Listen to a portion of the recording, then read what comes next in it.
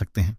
अगर आप ट्रेडिंग में नए हैं या लंबे समय से कोशिश कर रहे हैं लेकिन स्थिर रिजल्ट नहीं मिल रहे, तो यह वीडियो आपके लिए बेहद उपयोगी है। अगले 10 मिनट में मैं आपको वे सभी पॉइंट्स समझाने वाला हूं जो आपके ट्रेडिंग अप्रोच को पूरी तरह बदल सकते हैं, इसलिए वीडियो को अंत तक जरूर देखिए। आगे बढ़ने से पहले अगर आप सच में अपने ट्रेडिंग रिजल्ट सुधारना चाहते हैं तो इस वीडियो को लाइक जरूर कर दीजिए। दोस्तों, ये रोड मैप मैंने खुद इस्तेमाल किया है और मेरे साथ साथ कई अन्य ट्रेडर्स को भी इससे फायदा हुआ है। इसमें कुल 3 स्टेप हैं और हर स्टेप की अपनी अहमियत है। इन स्टेप्स को स्किप करना यानी अपने प्रॉफिट के मौके को खोना।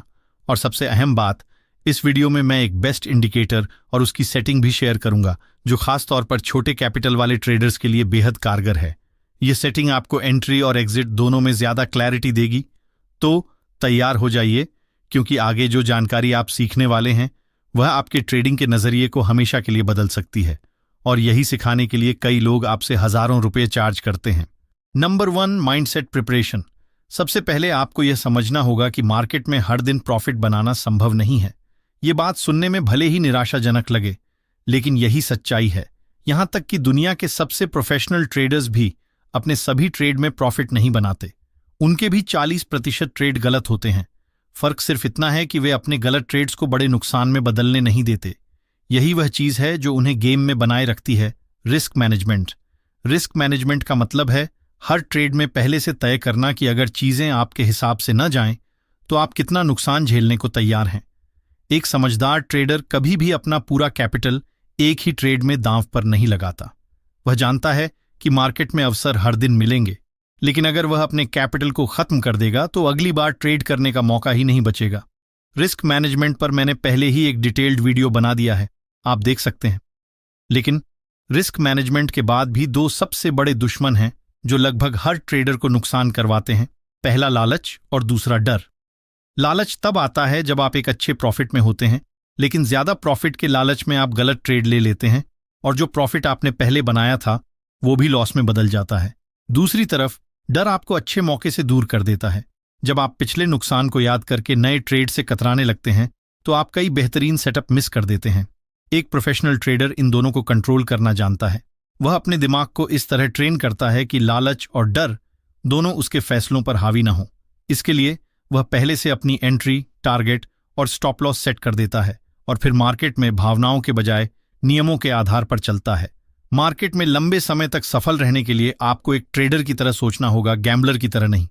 गैम्बलर किस्मत पर चलता है, लेकिन ट्रेडर संभावना, प्रोबेबिलिटी और स्टैटिस्टिक्स पर भरोसा करता है। वह जानता है कि अगर उसकी स्ट्रैटेजी सही है और वह उसे लगातार फॉलो करता है तो लंबे समय में वह प्रॉफिट में रहेगा, भले ही बीच बीच में नुकसान हो। अगर आप एक ही दिन में या एक ही हफ्ते में अमीर बनने का सपना लेकर आए हैं तो मार्केट आपको बहुत जल्दी हकीकत का आईना दिखा देगा। यहां धैर्य सबसे बड़ा हथियार है। कई बार आपको सही मौके का इंतजार करना होगा, बजाय इसके कि हर मिनट ट्रेड करने की कोशिश करें। सही माइंडसेट का मतलब है अपनी उम्मीदों को यथार्थवादी रखना, अपनी स्ट्रैटेजी पर भरोसा करना और नुकसान को खेल का हिस्सा मानना। आपको यह समझना होगा कि हर नुकसान, अगर वह नियंत्रित है, तो सीखने का मौका है। प्रोफेशनल ट्रेडर्स अपनी गलतियों का रिकॉर्ड रखते हैं, उनका विश्लेषण करते हैं और अगली बार उन्हें दोहराने से बचते हैं। यही आदत समय के साथ उनके रिजल्ट्स को स्थिर और मजबूत बनाती है। एक और बात, मार्केट में लगातार टिके रहने के लिए आपको सिर्फ चार्ट पढ़ना या इंडिकेटर इस्तेमाल करना ही नहीं, बल्कि अपनी मानसिक मजबूती पर भी काम करना होगा। ट्रेडिंग में उतार चढ़ाव बहुत होते हैं और अगर आप भावनात्मक रूप से तैयार नहीं हैं तो छोटी सी गिरावट भी आपको घबराकर गलत फैसले लेने पर मजबूर कर सकती है। तो अगर आप मार्केट में सफल होना चाहते हैं तो पहले अपना माइंडसेट मजबूत कीजिए। अगली बार जब आप ट्रेड लें तो खुद से 3 सवाल जरूर पूछें। क्या मैंने इस ट्रेड में रिस्क पहले से तय किया है? क्या मैं इस ट्रेड से बाहर निकलने का समय जानता हूं, चाहे वह प्रॉफिट हो या नुकसान? क्या यह फैसला लालच या डर की वजह से लिया गया है या एक साफ सुथरे सेटअप पर आधारित है? अगर इन 3 सवालों के जवाब सही हैं तो समझ लीजिए कि आप सही दिशा में जा रहे हैं। मार्केट में जीतने का मतलब हर ट्रेड में पैसा कमाना नहीं है, बल्कि लंबे समय तक टिके रहना है। Number 2, strategy selection. जब आप ट्रेडिंग की शुरुआत करते हैं तो सबसे पहला सवाल यही आता है कि आपको किस तरह की ट्रेडिंग करनी चाहिए, इंट्राडे या स्विंग ट्रेडिंग। कई लोग इस फैसले में जल्दबाजी कर देते हैं और फिर बाद में महसूस होता है कि उन्होंने अपनी लाइफस्टाइल और माइंडसेट के हिसाब से गलत तरीका चुन लिया। इसलिए सबसे पहले आपको यह समझना होगा कि दोनों के फायदे और चुनौतियां क्या हैं और कौन सा तरीका आपके लिए सही रहेगा। स्विंग ट्रेडिंग शुरुआत के लिए ज्यादा सुरक्षित। अगर आप ट्रेडिंग में नए हैं और आपके पास पूरा दिन चार्ट्स के सामने बैठने का समय नहीं है, तो स्विंग ट्रेडिंग आपके लिए एक बेहतर विकल्प है। स्विंग ट्रेडिंग में आप किसी स्टॉक या इंडेक्स को कुछ दिनों से लेकर कुछ हफ्तों तक होल्ड करते हैं। इसमें आपको दिन भर स्क्रीन देखने की जरूरत नहीं होती, जिससे आपके ऊपर मानसिक दबाव कम रहता है और भावनाएं आपके फैसलों पर हावी नहीं होती।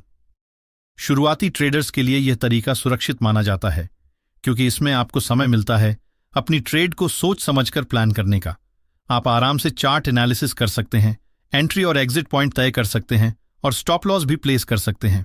इसके अलावा मार्केट के छोटे उतार चढ़ाव से आपका ट्रेड ज्यादा प्रभावित नहीं होता, क्योंकि आप बड़े मूव को पकड़ने की कोशिश कर रहे होते हैं। इंट्राडे ट्रेडिंग तेज सीखने का तरीका। अगर आपके पास समय ज्यादा है, चार्ट्स के सामने बैठना आपको बोर नहीं करता और आप तेजी से सीखना चाहते हैं, तो इंट्राडे ट्रेडिंग आपके लिए बेहतर हो सकती है। इंट्राडे ट्रेडिंग में आप एक ही दिन में एंट्री और एग्जिट करते हैं। यहां फैसले जल्दी लेने पड़ते हैं और रिस्क भी ज्यादा होता है, लेकिन इसके साथ ही सीखने की स्पीड भी तेज होती है, क्योंकि इंट्राडे में आप हर दिन कई अलग अलग मार्केट सिचुएशंस का सामना करते हैं। कभी ट्रेंडिंग मार्केट, कभी रेंज बाउंड, कभी वोलेटाइल मूव्स। इन सब का अनुभव आपको जल्दी होता है और आप मार्केट को पढ़ने में तेज हो जाते हैं। लेकिन ध्यान रहे, इंट्राडे ट्रेडिंग में भावनाओं पर कंट्रोल रखना सबसे बड़ी चुनौती है। एक छोटा सा गलत फैसला, स्टॉप लॉस हिट होने के बाद रिवेंज ट्रेडिंग या ओवर ट्रेडिंग, ये सब आपके कैपिटल को जल्दी खत्म कर सकते हैं। कौन सा तरीका आपके लिए सही है? अगर आप पार्ट टाइम ट्रेडिंग कर रहे हैं, नौकरी या पढ़ाई के साथ ट्रेड करना चाहते हैं और आपके पास दिन में सिर्फ 30 मिनट से 1 घंटे का समय है, स्विंग ट्रेडिंग चुनें। अगर आप ट्रेडिंग को फुल टाइम करियर बनाना चाहते हैं, आपके पास पूरे दिन का समय है और आप मानसिक दबाव झेलने के लिए तैयार हैं, इंट्राडे ट्रेडिंग चुन सकते हैं। एक जरूरी बात, धीरे धीरे ट्रांजिशन करें। शुरुआत में अगर आप स्विंग ट्रेडिंग करते हैं और धीरे धीरे मार्केट को समझने लगते हैं, तो आप बाद में इंट्राडे की तरफ भी जा सकते हैं। इससे आपका माइंडसेट पहले से तैयार होगा और आप अचानक तेज रफ्तार वाले इंट्राडे माहौल में नहीं फंसेंगे। कई सफल ट्रेडर्स का कहना है कि उन्होंने पहले स्विंग ट्रेडिंग से शुरुआत की, फिर धीरे धीरे इंट्राडे में आए। इसका फायदा यह हुआ कि उनका बेस मजबूत था और उन्हें ट्रेडिंग साइकोलॉजी को संभालना आता था। Number 3, learning phase. जब कोई ट्रेडर मार्केट में नया आता है, तो सबसे पहली गलती जो वह करता है वह है जल्दबाजी में पैसा कमाने की कोशिश।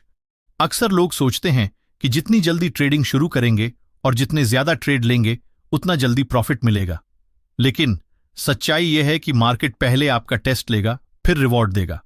अगर आप इस टेस्ट को पास करना चाहते हैं, तो आपके शुरुआती 2 से 3 महीने पूरी तरह से सीखने के लिए होने चाहिए, न कि पैसे कमाने के लिए। अब बात करते हैं उस बेस्ट टाइम की जब आपको मार्केट में ट्रेड लेना चाहिए। अगर आप एक ऑप्शन ट्रेडर हैं और निफ्टी या बैंक निफ्टी जैसे सेगमेंट में काम करते हैं, तो टाइमिंग आपके लिए सबसे ज्यादा इंपॉर्टेंट है। मेरे अनुभव के हिसाब से 2 टाइम स्लॉट्स सबसे रिलायबल रहते हैं। पहला, सुबह 10 बजे से 12 बजे तक। इस दौरान मार्केट में क्लीन मूवमेंट आता है और अच्छे ट्रेडिंग सेटअप्स बनते हैं। दूसरा, दोपहर 2 बजे से 2:30 तक। इस समय पर भी मार्केट एक अच्छा डायरेक्शनल मूव दिखाता है। लेकिन एक चीज हमेशा याद रखिए, मार्केट खुलने के पहले 15 मिनट में कभी भी ट्रेड मत कीजिए। ये टाइम सिर्फ प्रोफेशनल्स के लिए होता है, क्योंकि इस दौरान मार्केट बहुत वॉलेटाइल रहता है। अगर ट्रेड आपकी विपरीत दिशा में चला गया तो बड़ा नुकसान हो सकता है। और हाँ, 2:30 के बाद ट्रेड से बचना चाहिए, क्योंकि इसके बाद मार्केट में थीटा डीके होता है, जिससे ऑप्शन ट्रेडर्स को फायदा कम और नुकसान ज्यादा होता है। इसलिए सही टाइमिंग के साथ एंट्री करना ही आपके ट्रेडिंग रिजल्ट्स को बदल सकता है। चलिए अब बात करते हैं एक खास इंडिकेटर और उसकी सेटिंग की। इस इंडिकेटर का नाम है मूविंग एवरेज एक्सपोनेंशियल, जिसे शॉर्ट में ईएमए कहा जाता है। अगर आप इंडिकेटर वाले सेक्शन में ईएमआई सर्च करेंगे, तो ये आपको सबसे पहले ही दिखाई देगा। अब हमें इस इंडिकेटर को चार्ट पर 2 बार लगाना है। जब आप इसके सेटिंग में जाएंगे, तो वहां आपको लेंथ का ऑप्शन मिलेगा। पहले ईएमए की लेंथ हमें 15 करनी है और इसका कलर आप अपनी पसंद से बदल सकते हैं। जैसे मैं एक को ब्लैक और दूसरे को ब्लू कर देता हूं। दूसरे ईएमए की लेंथ को हम 9 पर ही रहने देंगे। अब जरा ध्यान दीजिए, जैसे ही मार्केट ने इन दोनों ईएमए लाइनों के ऊपर क्लोजिंग दी, प्राइस ने एक अच्छा अपसाइड मूव दिखाया। उसी तरह आप डाउनसाइड के लिए भी देख सकते हैं। जैसे ही मार्केट ने इन दोनों ईएमए लाइंस को ब्रेक किया, हमें एक अच्छा डाउनसाइड मूवमेंट देखने को मिला। लेकिन सिर्फ ईएमआई के बेस पर ही हमें एंट्री नहीं करनी चाहिए। इसके साथ हमें और भी कई कन्फर्मेशंस देखने की जरूरत होती है ताकि हमें सही एंट्री पॉइंट मिल सके। अगर आप चाहते हैं कि मैं आपको इन कन्फर्मेशंस के साथ 2 से 3 और बेस्ट इंडिकेटर्स डिटेल में समझाऊं तो इस वीडियो को लाइक कीजिए और कमेंट में अपना सपोर्ट जरूर दिखाइए। मैं आपके लिए एक सेपरेट वीडियो जरूर बनाऊंगा। दोस्तों, ये था 10,000 से 1 लाख बनाने का पहला पार्ट। अब इसके बाद